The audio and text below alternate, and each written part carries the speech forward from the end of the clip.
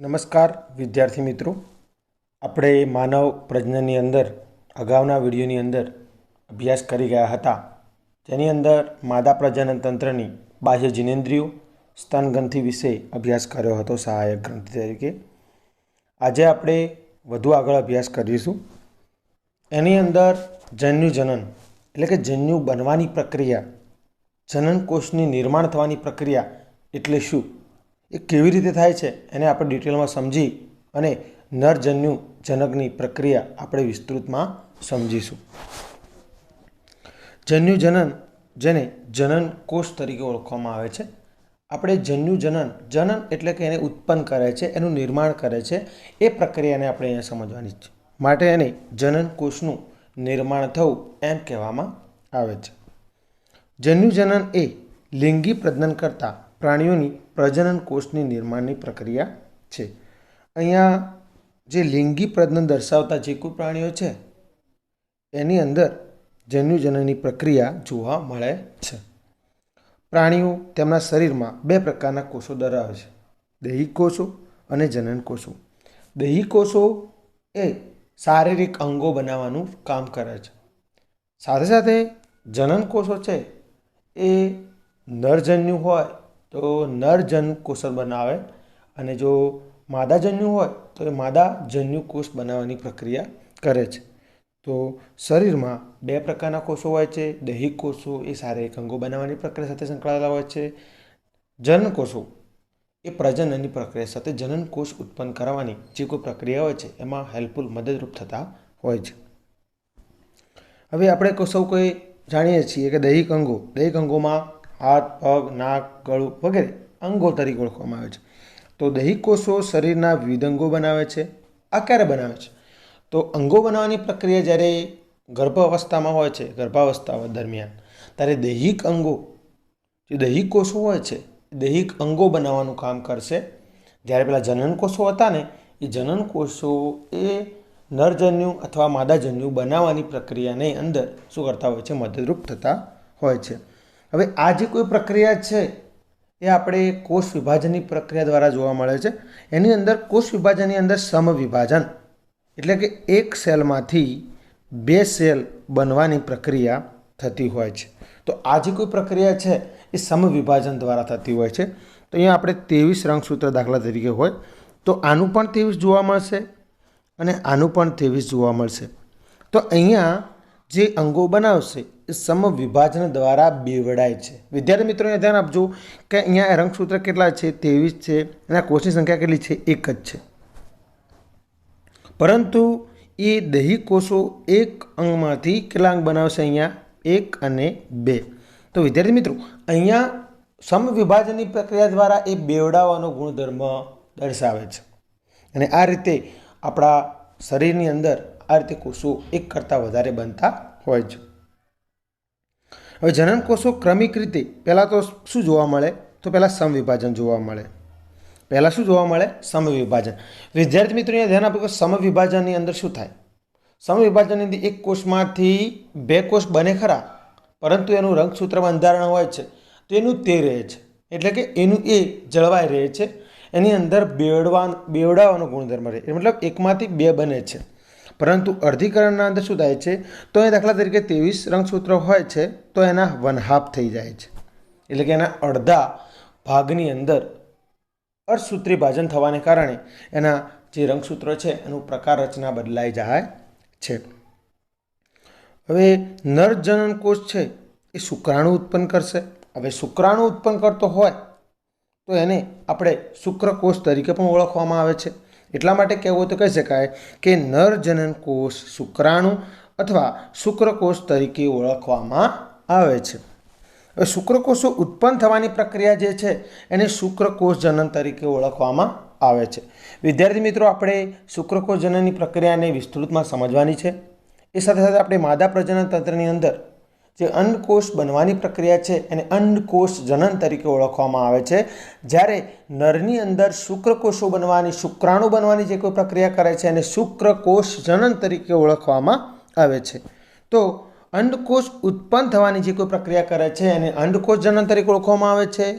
અને શુક્રાણુ અથવા શુક્રકોષો ઉત્પન્ન કરવાની જે પ્રક્રિયા કરે છે એને શુક્રકોષ જનન તરીકે ઓળખવામાં આવશે.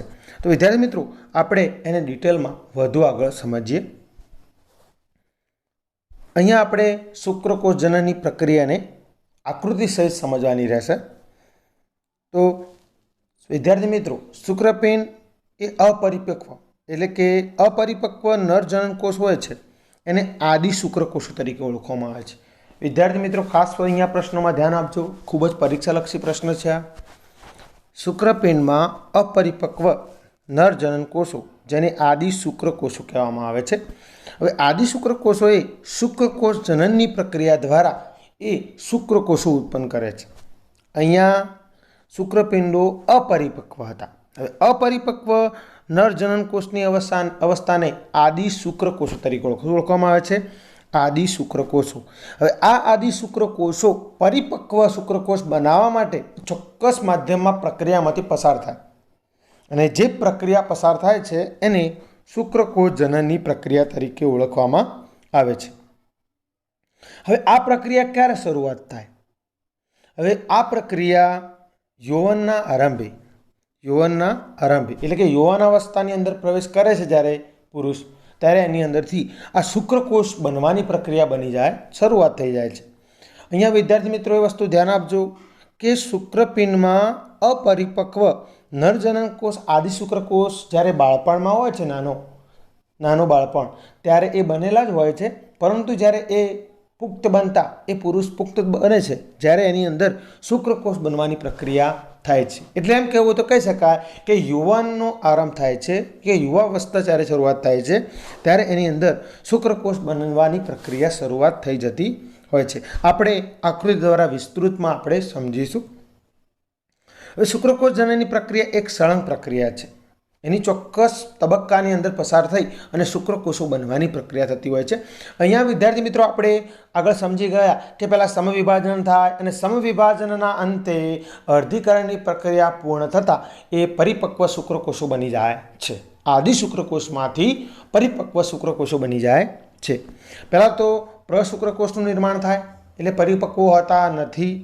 ત્યારબાદ એ શુક્રાયન તરણમાં પ્રવેશ કરે છે. એ શુક્રકોષો એ તરણની પ્રક્રિયા કરે છે, ગહનની પ્રક્રિયા કરે છે અને ત્યારબાદ ઘણા બધા પરિબળો સામે લડી ઝઝૂમીને એ પોતે પરિપક્વ બનવા માટે તૈયાર થતા હોય છે. તો તે પ્રક્રિયાને શુક્રાતરણ તરીકે ઓળખવામાં આવે છે. તો આપણે બે તબક્કાને વિસ્તૃતમાં સમજીશું અને બે તબક્કાની અંદર પેટા તબક્કાને પણ આપણે વિસ્તૃતમાં સમજવાનું અહીંયા રહેશે. તો પ્રશુક્રકોષનું નિર્માણ. હવે જે નર જનન કોષો જેને આદિ શુક્રકોષો એટલે કે શુક્રકોષો ઉત્પન્ન કરે છે. વિદ્યાર્થી મિત્રો આપણે અહીંયા સમજીશું કે સૌ પ્રથમ તો એ પુખ્ત જે પુરુષ હોય છે એની અંદર શુક્રકોષો પરિપક્વ હોતા નથી. એને સૌ પ્રથમ કયા તબક્કામાં પ્રવેશ કરવો પડે છે? તો પ્રશુક્રકોષની નિર્માણની પ્રક્રિયાની અંદર પહેલાં પ્રવેશ કરવો પડે છે. તો પ્રશુક્રકોષનું નિર્માણની પ્રક્રિયાને નર જનન કોષ એને આદિ શુક્રકોષ તરીકે ઓળખવામાં આવે છે. આદિ શુક્રકોષ તરીકે ઓળખવામાં આવે છે. અને આ શુક્રકોષની પ્રક્રિયા બાદ આદિ શુક્રકોષની પ્રક્રિયા બાદ શુક્રકોષો બને છે. હવે તે પ્રાથમિક જનનકોષ તરીકે ઓળખવામાં આવે છે. આ પ્રાથમિક જનનકોષો શુક્રકોષના નિર્માણ માટે નીચેના 3 તબક્કામાંથી પસાર થાય છે. વિદ્યાર્થી મિત્રો અહીંયા આપણે સમજીશું કે પ્રશુક્રકોષની નિર્માણની પ્રક્રિયાની અંદર પેટા આવા કેટલા 2 તબક્કાની અંદરથી પસાર થશે અને એ રીતે પ્રક્રિયાનો આગળ વધશે. તો અહીંયા આપણે 3 તબક્કા ખાસ આપેલા છે. પહેલાં તો મુખ્યત્વે 2 તબક્કા છે, પ્રશુક્રકોષનું નિર્માણ અને શુક્રાયંતરણ. પ્રશુક્રકોષનું નિર્માણ અને બીજા નંબરનો છે શુક્રાયંતરણ. હવે પ્રશુક્રકોષની અંદર 3 પેટા પ્રકાર પડે છે. એને આપણે સમજીશું. તો ગુણન તબક્કો, વૃદ્ધિ તબક્કો અને પરિપક્વ તબક્કો. આમ 3 તબક્કાની અંદર વિસ્તૃત કરવામાં આવે છે. તો અહીંયા આપણે ગુણન તબક્કાને સમજીશું. હવે આદિ શુક્રકોષો પહેલાં તો હતા. તો આદિ શુક્રકોષો એ કેવા હતા? અપરિપક્વ હતા. તો આદિ શુક્રકોષો શુક્રોત્પાદક નલિકાઓની દિવાલની અંદર જોવા મળે છે. હવે શુક્રોત્પાદક જે નલિકા જોવા મળે છે એની અંદર દિવાલની અંદર આ આદિ શુક્રકોષો રહેલા હોય છે. હવે આપણે અગાઉ સમજી ગયા કે સમસૂત્રી ભાજન એટલે કેવું કે સમવિભાજનની પ્રક્રિયા કરશે. સમસૂત્રી ભાજનને સમવિભાજનની તરીકે પણ ઓળખવામાં આવે છે. એટલે કે સમસૂત્રી ભાજનની પ્રક્રિયા દ્વારા શું કરશે? ગુણન પામી સંખ્યામાં વધારો કરશે. એટલે એક સેલમાંથી 2 સેલ, 2માંથી 4, 4માંથી 8, આ રીતે ઘણા બધા એ ગુણન પામી સમસૂત્રી ભાજન દ્વારા ઘણા બધા કોષો બનાવવાની પ્રક્રિયા સળંગ ચાલતી હોય છે. અને આદિ શુક્રકોષો કેવા હોય છે? દ્વિકીય એટલે કે 2n હોય છે. હવે 2n હોય છે અને એના રંગસૂત્રોની જે જોડ હોય છે એ 23 હોય છે અને આમ કુલ રંગસૂત્રો 46 જોવા મળે છે. વિદ્યાર્થી મિત્રો, મનુષ્યમાં રંગસૂત્રની જોડ 23 હોય છે, જેની અંદર રંગસૂત્રોની સંખ્યા જ્યારે પૂછવામાં આવે ત્યારે 46 રંગસૂત્રો તરીકે ઓળખવામાં આવે છે. હવે ગુણન તબક્કા દરમિયાન શબ્દ ઉપરથી આપણને ખબર પડે ગુણન એટલે કે એની સંખ્યામાં વધારો થવો, એક સેલમાંથી 2 સેલ બનવા. વિદ્યાર્થી મિત્રો, અહીંયા આપણે ધ્યાન રાખવાનું એ રહેશે કે એક સેલની જે રચના હતી એ 2n હતા. 2n એટલે કે 23 જોડ રંગસૂત્ર દર્શાવે છે. હવે એ 23 જોડ રંગસૂત્ર દર્શાવતું શુક્રકોષ હોય અથવા એ જનનકોષ છે, એ શુક્રકોષ જ્યારે એનાથી એક સેલથી બીજા 2 સેલ બને છે, એટલે કે સમસૂત્ર ભાજનની પ્રક્રિયા દ્વારા એક સેલમાંથી 2 સેલ બને છે. હવે આ બંને નીચે બનેલા જે 2 સેલ હશે એ 2 સેલ પર કેવા હશે? એ પણ 23 હશે, બીજા નંબરનો પણ 23 હશે. હવે જે 2 બન્યા એમાંથી બીજા 4 બનશે, તો જે 4 બનશે એ પણ કેવા હશે? 23 જોડ રંગસૂત્ર દર્શાવે છે અને 46 રંગસૂત્રો જોવા મળશે એની અંદર. હવે ત્યારબાદ આ જે કોઈ ગુણન પ્રક્રિયા થઈ, મતલબ સંખ્યામાં વધારો થયો, એ શું કરશે? આગળ જતાં વૃદ્ધિ પામશે. વૃદ્ધિ એટલે શું કરશે? એના અંદર વધારો કરશે. સંખ્યામાં વધારો કર્યો, હવે શું થશે? એની અંદર સાઇઝમાં વધારો જોવા મળશે. તો આ તબક્કામાં જે આદિ શુક્રકોષો મોટા જથ્થામાં પોષક દ્રવ્યો ગ્રહણ કરશે, એને ન્યુટ્રિશન મળશે ચોક્કસ પ્રમાણે, અને ક્રોમેટિન દ્રવ્ય. વિદ્યાર્થી મિત્રો, અહીંયા ધ્યાન આપજો કે પોષક દ્રવ્ય અને ક્રોમેટિન દ્રવ્ય મળવાને કારણે એ વૃદ્ધિ તબક્કા અનુસંધાનમાં શું કરશે? સાઇઝમાં વધારો થતો જોવા મળશે. હવે આ જે આદિ શુક્રકોષો હતા પ્રાથમિક પૂર્વ શુક્રકોષ તરીકે ઓળખવામાં આવશે. હવે શું ઓળખવામાં આવશે? પ્રાથમિક પૂર્વ શુક્રકોષ તરીકે ઓળખવામાં આવશે. હવે તે આપણે અગાઉના વિડીયોની અંદર સમજી ગયા હતા કે પોષણ આપતા સર્ટોરી કોષોમાંથી એ શું કરે છે? પોષણ મેળવે છે. અને આ રીતે શુક્રકોષો જે પૂર્વ શુક્રકોષ બન્યા હતા એ પૂર્વ શુક્રકોષો સર્ટોરિયલ કોષોમાંથી શું મેળવે છે? પોષણ મેળવતા જાય છે. એને આપણે આકૃતિ દ્વારા સમજીશું. એ પહેલાં આપણે પરિપક્વ તબક્કો શું છે એને સમજી લઈએ. પરિપક્વ તબક્કો તો પ્રાથમિક પૂર્વ શુક્રકોષો આપણે બની ગયા, એ બાદ કેટલાક આદિ શુક્રકોષો સમયાંતરે પ્રથમ અર્ધસૂત્રી ભાજન કરશે. હવે અર્ધસૂત્રી ભાજનને બીજા શબ્દોમાં કહેવું હોય તો કહી શકાય કે અર્ધીકરણની પ્રક્રિયા. હવે પછી એ અર્ધીકરણની પ્રક્રિયા પૂર્ણ કરી બે સમાન એકકીય કોષોનું નિર્માણ કરશે. 2 સમાન એકકીય કોષોનું નિર્માણ કરશે. જે દ્વિકીય હતા એ કેવા બની જશે? એકકીય કોષ બની જશે, જેને દ્વિતીયક પૂર્વ શુક્રકોષો તરીકે ઓળખવામાં આવે છે, જે ફક્ત ને ફક્ત 23 રંગસૂત્રો દર્શાવશે. અને આ રીતે એ પરિપક્વ તબક્કાની અંદર પૂર્ણ થાય છે. હવે પ્રાથમિક પૂર્વ શુક્રકોષોમાંથી પરિપક્વ તબક્કો પૂર્ણ કર્યા બાદ, એટલે કે પરિપક્વ તબક્કાની અંદર અર્ધસૂત્રી ભાજન દ્વારા 2 અસમાન એકકીય કોષોનું નિર્માણ કરે છે, જેને દ્વિતીયક પૂર્વ શુક્રકોષો તરીકે ઓળખવામાં આવે છે. અને તેના રંગસૂત્રો કેવા હોય છે? 23 રંગસૂત્રો દર્શાવે છે. વિદ્યાર્થી મિત્રો, અહીંયા અર્ધસૂત્રી ભાજનની પ્રક્રિયા થતી હોવાને કારણે એના રંગસૂત્રોની સંખ્યા અડધી થતી જોવા મળશે. પહેલાં આપણે સમજી ગયા કે સમસૂત્રી ભાજનની અંદર 46 રંગસૂત્ર હતા, તો દરેકની અંદર 46 ઉતરતું હતું, પરંતુ 46માંથી એની અર્ધીકરણની પ્રક્રિયા એટલે કે અર્ધસૂત્રી ભાજનની પ્રક્રિયા થવાને કારણે એના હાફ થઈ જશે, એનો અડધો ભાગ થઈ જશે, એટલે 23 ભાગ વચ્ચે, અને આમ એકકીય પ્રશુક્રકોષોને ઉત્પન્ન કરે છે.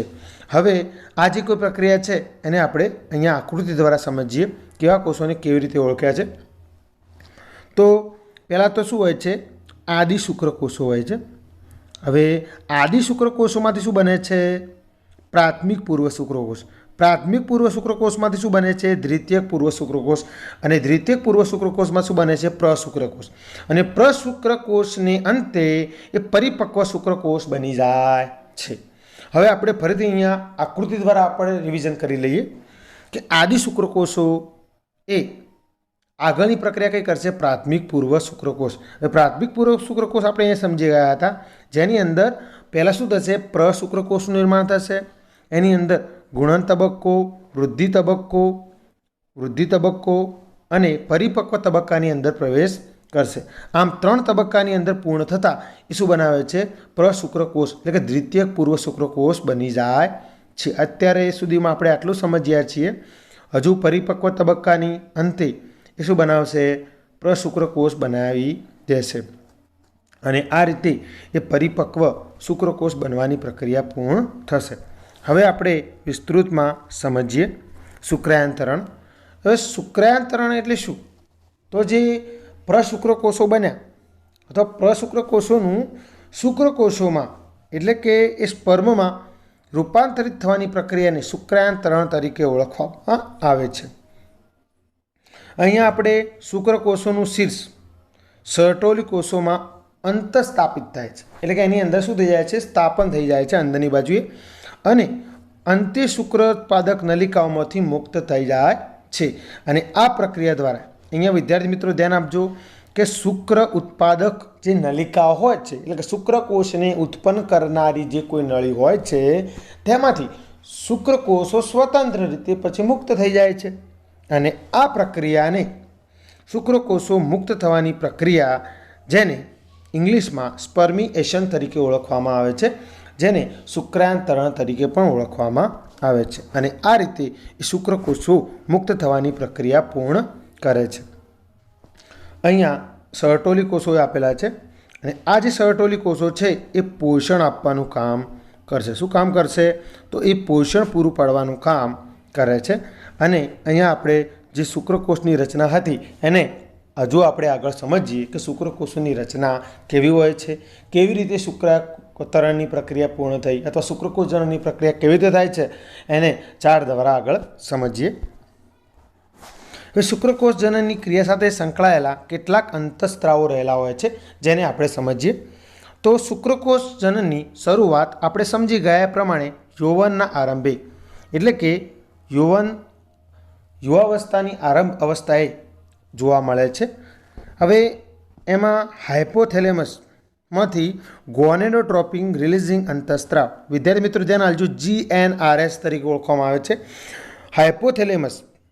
હાઇપોથેલેમસના વિસ્તારની અંદરથી ગોનેડોટ્રોપિન રિલીઝિંગ અંતઃસ્ત્રાવ નોંધપાત્ર એનો શુક્રકોષ જનન વધારાની પ્રક્રિયાની અંદર મદદરૂપ થાય છે. હવે ગોનેડોટ્રોપિન રિલીઝિંગ અંતઃસ્ત્રાવના સ્તરમાં વધારો થવાથી પિટ્યુટરી ગ્રંથિને શું કરે છે? અસર પહોંચાડે છે.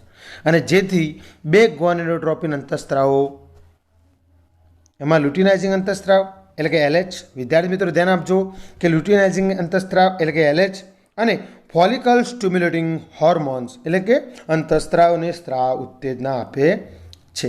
સૌપ્રથમ ધ્યાન આપજો કે યુવાન આરંભ અવસ્થા થાય છે ત્યારે હાઇપોથેલેમસમાંથી ગોનેડોટ્રોપિન રિલીઝિંગ અંતઃસ્ત્રાવ નોંધપાત્ર રીતે વધારો જોવા મળે છે. હવે ગોનેડોટ્રોપિન રિલીઝિંગ અંતઃસ્ત્રાવ વધારો થવાને કારણે એ પિટ્યુટરી ગ્રંથિને ડાયરેક્ટ અસર પહોંચાડે છે. પિટ્યુટરી ગ્રંથિને અસર પહોંચવાને કારણે જે ગોનેડોટ્રોપિન અંતઃસ્ત્રાવ હતો એવા 2 પ્રકારના બીજા અંતઃસ્ત્રાવ મુક્ત કરશે. બીજા અંતઃસ્ત્રાવની અંદર પહેલો અંતઃસ્ત્રાવ છે લ્યુટિનાઇઝિંગ હોર્મોન જેને LH તરીકે ઓળખવામાં આવે છે અને બીજા નંબરનું જે હોર્મોન છે એને ફોલિકલ સ્ટિમ્યુલેટિંગ હોર્મોન તરીકે ઓળખવામાં આવશે. આમ 2 અંતઃસ્ત્રાવો મુક્ત થાય છે. હવે જે આપણે શુક્રકોષની રચના ભણ્યા હતા જેની અંદર લેડિંગના કોષો જોવા મળતા હતા. હવે જે LH નામનો જે અંતઃસ્ત્રાવ છે એ લેડિંગ કોષ ઉપર કામ કરશે.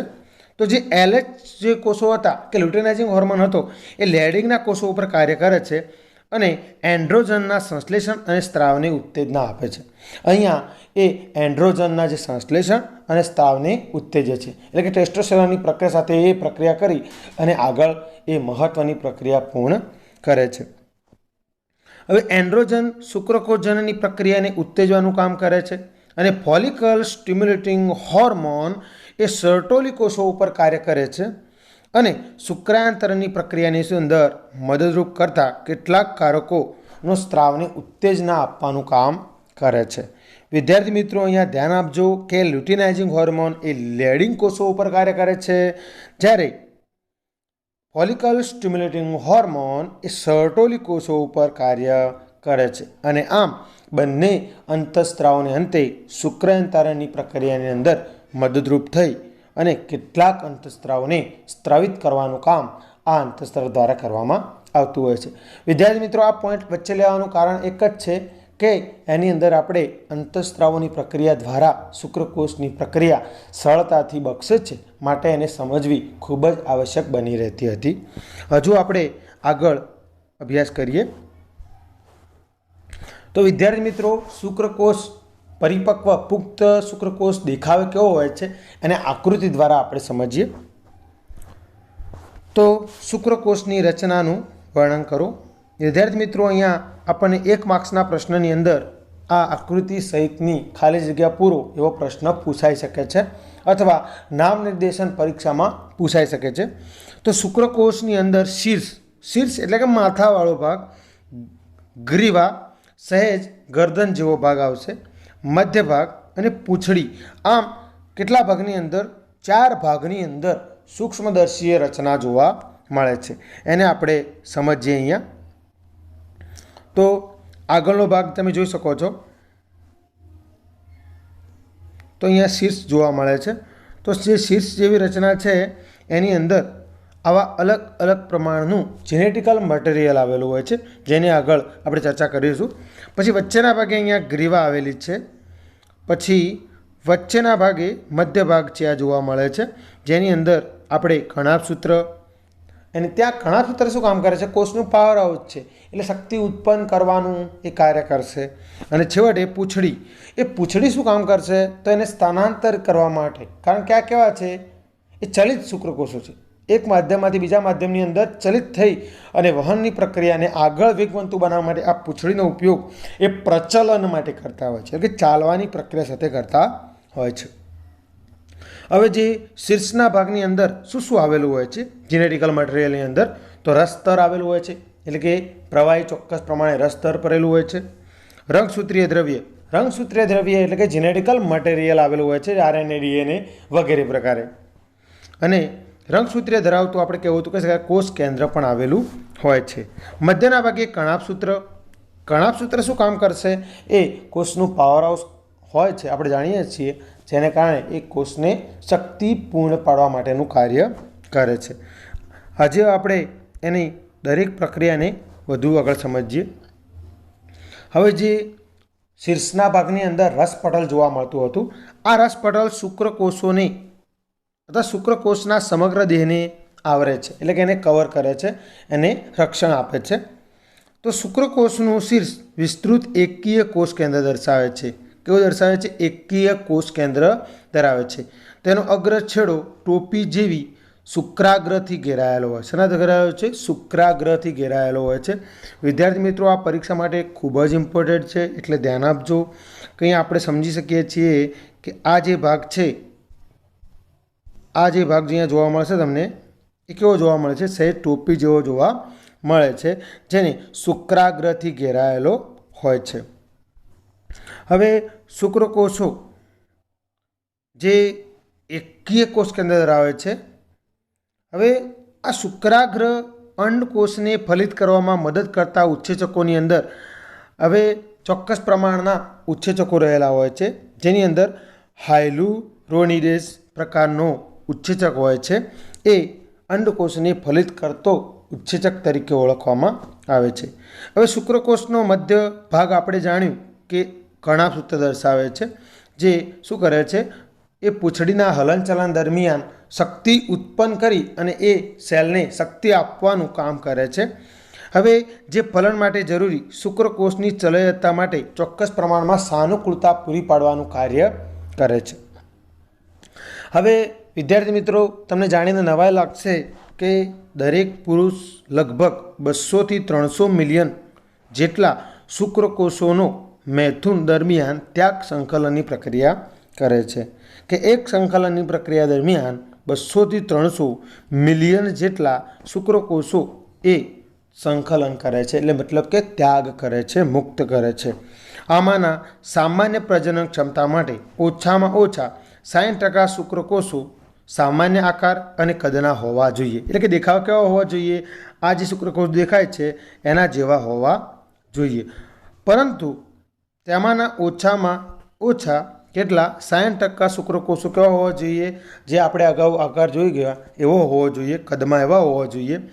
તેમાંના ઓછામાં ઓછા 40% શુક્રકોષો શક્તિશાળી હલનચલન દર્શાવતા હોવા જોઈએ. એમાંના 40% શુક્રકોષો યોગ્ય માધ્યમમાં હોવા ખૂબ જ આવશ્યક બની રહે છે. પરંતુ ફલનની પ્રક્રિયાની અંદર એક શુક્રકોષ ઘણો મહત્વ બની રહે છે, જેને આપણે આગળ વધુ સમજીએ. હવે શુક્રકોષનું વહન અને નિર્માણ વિશે નોંધ લખો.